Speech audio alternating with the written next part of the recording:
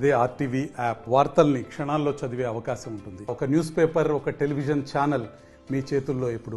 ప్రస్తుతం మనము కంపెనీ సంబంధించిన రియాక్టర్ పేలడంతో దానికంగా ఉన్నాం. దానికి సంబంధించి ప్రత్యక్ష సాక్షి అయినటువంటి సెక్యూరిటీ గార్డ్ మహేష్ ఉన్నారు. చెప్పండి, ప్రత్యక్షంగా మీరు చూసుకున్న సమయంలో ఏం జరిగిందని చెప్పొచ్చు?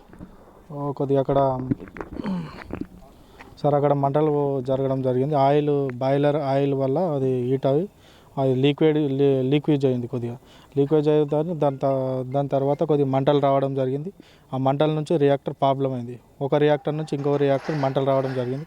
అది కొద్దిగా సాల్వ్ చేయడానికి ఎండి రవి సార్ కానీ, దయానంద్ కానీ, ఈ చనిపోయిన పర్సన్ నలుగురు అక్కడ వెళ్ళారు. అక్కడ ప్రాబ్లం చూస్తున్నప్పుడు ఇక్కడ కొంతమంది ఎలక్ట్రీషియన్ వాళ్ళకి ఇట్లా మొత్తం మెయింటెనెన్స్ బంద్ చేయడానికి ఇక్కడ కొంతమంది వచ్చినప్పుడు అది కొద్దిగా ఓవరేజ్ ఎక్కువైపోయి ఆ రియాక్టర్ పేలిపోయినాయి. 3 రియాక్టర్లు పేలిపోయాయి. అక్కడ ఉన్న వాళ్ళు స్పాట్ డెడ్ అయ్యారు 4 మెంబర్స్. ఇక్కడ ప్లాంట్లో ఉన్న వాళ్ళు కానీ, ఇప్పుడు మా సెక్యూరిటీ రూమ్లో ఉన్న వాళ్ళకి ఇట్లా మొత్తం గ్లాస్ వాళ్ళకి ఇట్లా చాలామంది గాయాలైనాయి. వాళ్ళని మొత్తము అంబులెన్స్లో ఎంఎన్ఆర్ హాస్పిటల్ అక్కడక్కడ హాస్పిటల్ తరలించారు. ఇంకా కొంతమందికి ఇట్లా చేతులు కట్టు కావడం, కాళ్ళు కట్టు కావడం, కొంతమందికి ఇట్లా విషమంగా ఉన్నారు సార్. అంటే రియాక్టర్ సంబంధించి చుట్టుపక్కల అప్పుడు డ్యూటీలో ఉన్నటువంటి ఎంతమంది ఉన్నారని చెప్పొచ్చు? డ్యూటీలో వచ్చేసి కాంట్రాక్ట్ హెల్పర్స్ వచ్చేసి ఒక 30 మెంబర్స్ దాకా ఉన్నారు సార్. 25 మెంబర్స్ వరకు. ఎంప్లాయీస్ వచ్చేసి ఒక 20 వరకు ఉన్నారు సార్. మొత్తం టోటల్ 15 మెంబర్స్ వరకు అక్కడనే ఉన్నారు. ఆ రియాక్టర్ దగ్గర ముఖ్యంగా 10 మెంబర్స్ ఉన్నారు. ఆ 10 మెంబర్స్కి ఇట్లా మొత్తం ఆ మంటలు ఎక్కువ కావడం వల్ల అందరు దూరం వెళ్ళిపోయారు.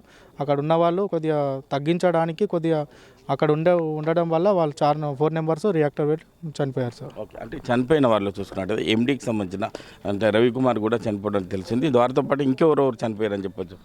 రవికుమార్ అని ఎండి సార్ ఈ యూనిట్ 1లో ఇన్ఛార్జ్ దయానంద్, యూనిట్ 2లో ఇన్ఛార్జ్ మేనేజరు సుబ్రహ్మణ్యం అని ఆయన గిట్లా కొద్దిగా ప్రొడక్షన్ డిపార్ట్మెంట్కి సంబంధించిన వాడు. ఆయన గిట్లా అక్కడ వెళ్ళి ఏదైనా ప్రాబ్లం ఉంటే చూద్దామని ఆయన వెళ్ళాడు. ఆయన గిట్లా చనిపోయాడు. సురేష్ పాల్ అని మెయింటెనెన్స్ ఇంజనీరింగ్ డిపార్ట్మెంట్కి సంబంధించిన వాడు. మొత్తం ఆయనే చూసుకోవడం జరిగింది. అక్కడ ఆ రియాక్టర్కి సంబంధించింది మొత్తం ఆయనే చూసుకోవడం వల్ల ఆయన గిట్లా అక్కడ ఉండి ఆ 4 మెంబర్స్ స్పాట్ డెడ్ అయ్యారు సార్. అంటే ఎన్ని గంటల సమయంలో ఈ యొక్క దట్టమైన శబ్దం రావడం జరిగింది? దట్టమైన పోల్తో నిండిపోయిందని చెప్పొచ్చు.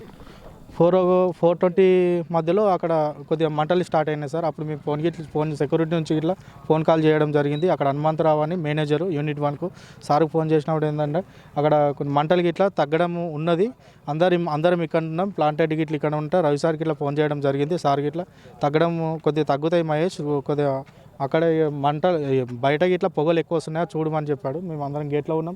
మేము అక్కడ రూమ్లో నుంచి బయటకు రావడం మేము ఇట్లా సేఫ్ అయింది.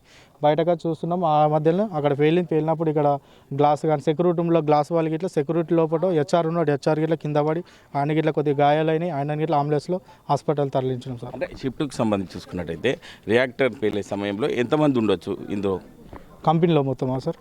కంపెనీలో రియాక్టర్ పేలిన సమయంలో మినిమం 200 మంది దాకా ఉన్నారు సార్. టోటల్ కంపెనీలో 200 దాకా ఉన్నారు సార్.